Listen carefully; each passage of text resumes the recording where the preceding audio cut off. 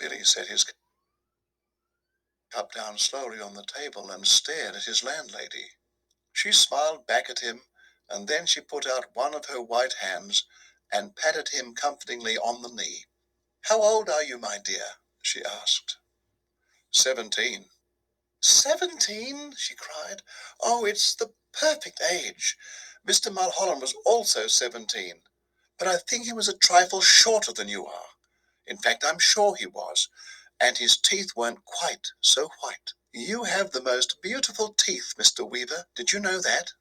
"They're not as good as they look," Billy said. "They've got simply masses of fillings in them at the back." "Mr. Temple, of course, was a little older," she said, ignoring his remark. "He was actually 28, and yet I never would have guessed it if he hadn't told me. Never in my whole life. There wasn't a blemish on his body." "A what?" Billy said. "His skin was just like a baby's." There was a pause. Billy picked up his teacup and took another sip of his tea. Then he set it down again gently in its saucer. He waited for her to say something else, but she seemed to have lapsed into another of her silences. He sat there staring straight ahead of him, into the far corner of the room, biting his lower lip. "That parrot," he said at last. "You know something? It had me completely fooled when I first saw it through the window. I could have sworn it was alive. Alas, no longer. It's most terribly clever the way it's been done," he said. "It doesn't look in the least bit dead. Who did it?" "I did."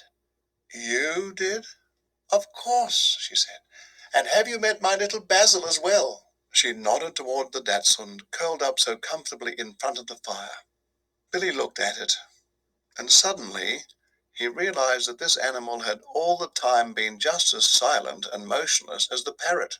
He put out a hand and touched it gently on the top of its back. The back was hard and cold, and when he pushed the hair to one side with his fingers, he could see the skin underneath, grayish-black and dry and perfectly preserved. "Good gracious me," he said. "How absolutely fascinating."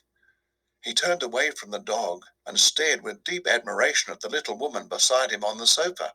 "It must be most awfully difficult to do a thing like that." "Not in the least," she said. "I stuff all my little pets myself when they pass away.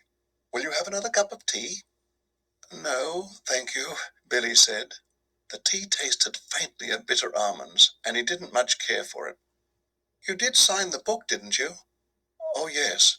"That's good, because later on, if I happen to forget what you were called, then I can always come down here and look it up. I still do that almost every day with Mr. Mulholland and Mr. "Temple," Billy said. "Gregory Temple."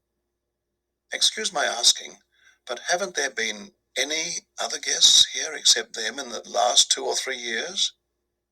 Holding her teacup high in one hand, inclining her head slightly to the left, she looked up at him out of the corners of her eyes and gave him another gentle little smile. "No, my dear," she said. "Only you.